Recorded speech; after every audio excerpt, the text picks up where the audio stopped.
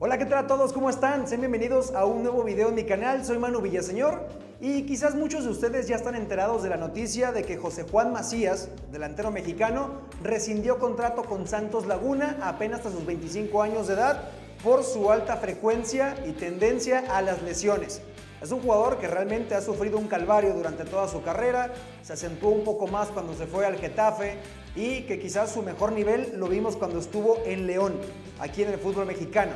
Es por eso que hoy les quiero contar 10 jugadores que tuvieron que retirarse debido a las lesiones. Muchos de ellos por tema de rodilla, algunos otros por un tema de tobillo, pero también hay otros casos que tuvieron que derivar con el psicólogo. Así que vamos a entrar en calor y comenzamos ahora mismo. El número 1 es Sergio El Gaucho Ávila, que tiene conexión con José Juan Macías por haber jugado en el Guadalajara, en el rebaño.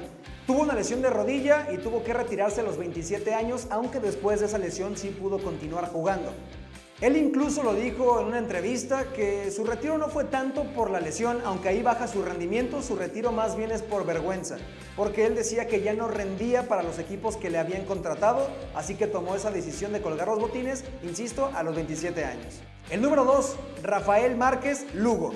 No Rafa Márquez el del Barça, sino el de las Chivas, el delantero. Otro jugador que tiene conexión con el Guadalajara y que se tiene que retirar.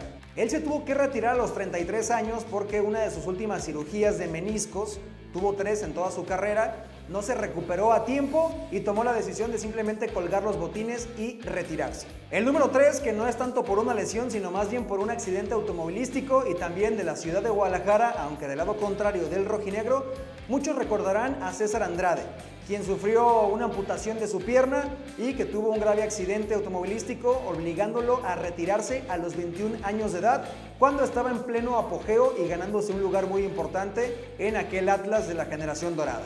Y es acá cuando pasamos a los jugadores europeos, pero si tú recuerdas algún otro jugador mexicano que se retiró debido a lesiones, es momento de dejarlo acá en los comentarios y también pedirte que te suscribas a este canal y nos regales un like. Así que vamos con el alemán Sebastian Deisler, una promesa del Bayern Múnich que tuvo 5 cirugías de rodilla. Entre cirugías y recuperaciones alcanzó los 27 años de edad y es ahí cuando decide retirarse del fútbol, pero no solamente eso. Tuvo un caso de depresión severo y tuvo que ser derivado también al psicólogo para prevenir cualquier otra cosa que pudiera suceder con él, pero esto fue por el impedimento de jugar fútbol y además porque toda esa calidad que muchos notaban en él jamás la pudo mostrar al más alto nivel. El número 5, un histórico y ganador también del Balón de Oro, Marco Van Basten. Se retiró a los 31 años cuando jugaba con el Milan, esto debido a que tenía problemas en sus tobillos. Incluso también dicho por su cirujano, tenía unos tobillos muy frágiles para soportar el resto de su musculatura.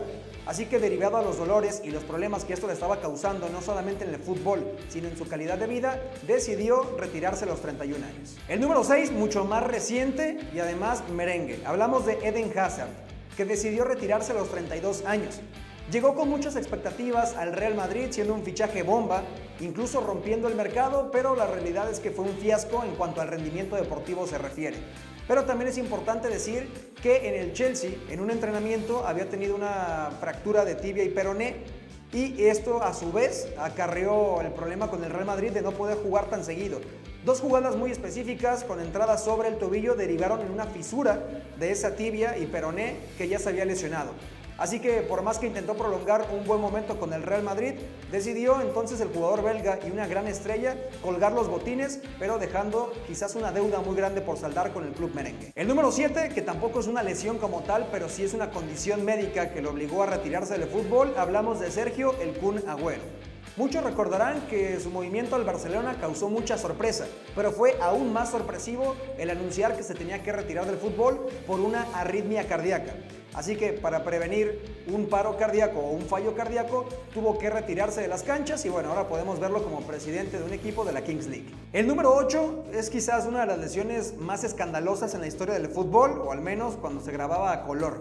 Hablamos de Eduardo da Silva o Edu, delantero brasileño que jugó con el Arsenal y que sufrió una rotura de tibia y peroné, pero fue escandalosa porque además fue una fractura expuesta.